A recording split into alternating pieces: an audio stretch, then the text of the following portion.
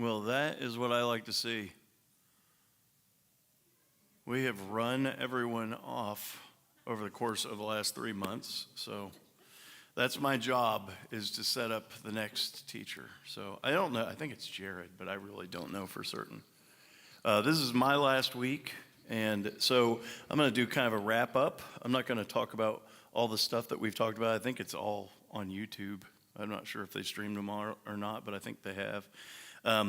So what we did was we tried to approach it thematically, which is not really the way I teach normally, but what I tried to do was connect dots between Old and New Testament, and kind of show that there really isn't an Old and New Testament.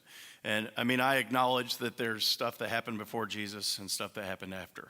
But that's kind of, to me, the extent of old versus new.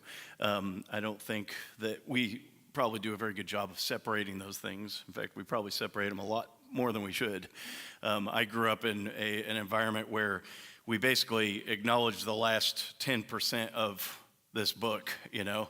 I mean, we didn't even hear a lot of gospel stuff when I was growing up, and which is a shame.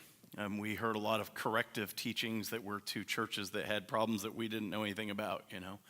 And I'm not saying that we shouldn't acknowledge the epistles. It's just, you know, if you spend your whole life studying the epistles and you don't study Jesus and his background, you're missing way too much.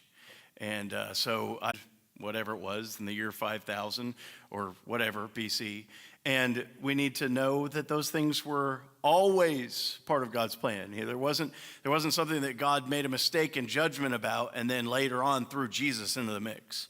Long before he created Adam, he knew that where it was headed, and that if you give free will to a being, that there are going to be consequences to that. And so the consequences have to be dealt with. And what we're sort of the last end of that. You know,